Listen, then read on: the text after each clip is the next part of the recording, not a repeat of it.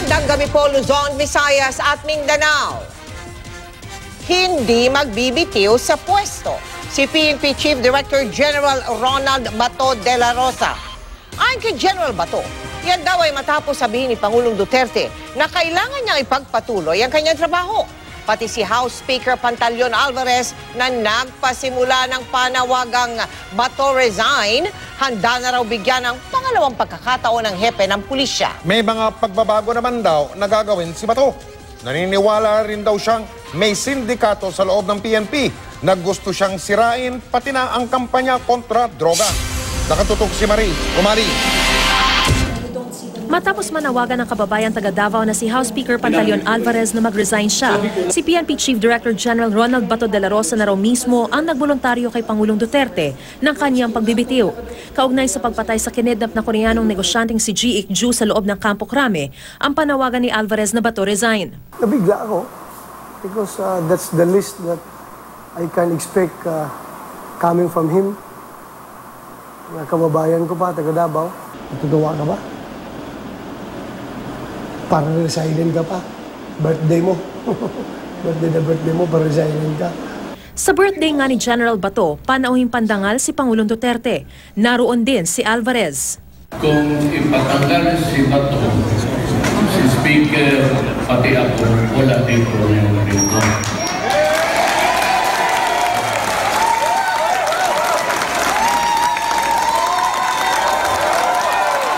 Bakit malakas yung malakpan niyo pag sabi ko yung speaker ng Pantaleon ito eh? Sa party, naninindigan pa si Alvarez sa panawagan niyang Bato resign. Kailangan din natin magsalita pa minsan-minsan, diba? Kahit na magkakaibigan tayo, but kailangan nating tawagin yung pansin pag kinakailangan. Pero ngayong araw, tila nagbago na ang isip ni Alvarez at sinabi sa ilang panayam na handa na siyang bigyan ng pangalawang pagkakataon si Bato. May ilang pagbabago na rin daw gagawin ngayon si General Bato, tulad ng payo ng dating PNP Chief at ngayon Senador Ping Lacson. Babawasan na raw ni Bato ang pagdalo sa mga social event. Pero di raw siya mapipigilan pag basketball game ang pag-uusapan.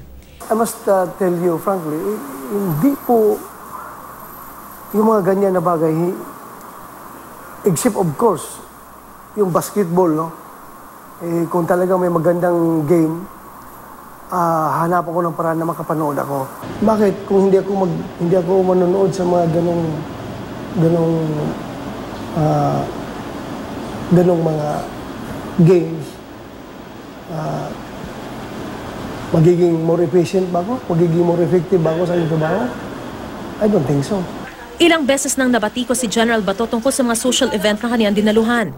Una nang umaming nilibre siya at kaniyang pamilya ni Senador Manny Pacquiao noong huling laban nito sa Amerika, nung kumanta siya sa Rakrakan at nang manood ng concert ni Bryan Adams noong isang linggo.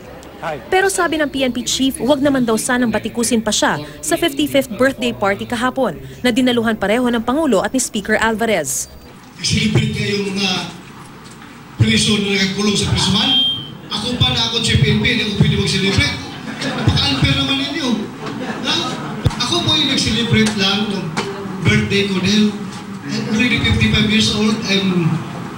Saka sa buong buhay ko po, first time ako nag-birthday ng ganun kalaki.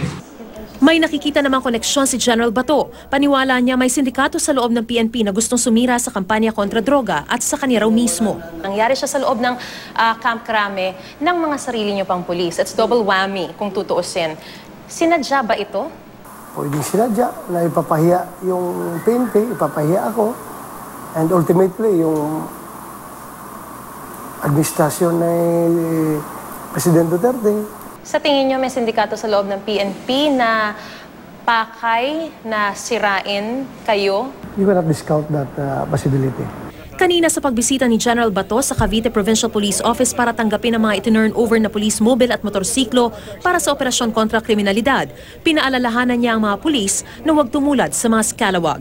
Yung pera hindi nyo madadala sa langit yan. Pag tayo'y namatay, hindi natin madala yung pera. So why concentrate on enriching ourselves? Mariz Umali, Nakatutok, 24 Oras.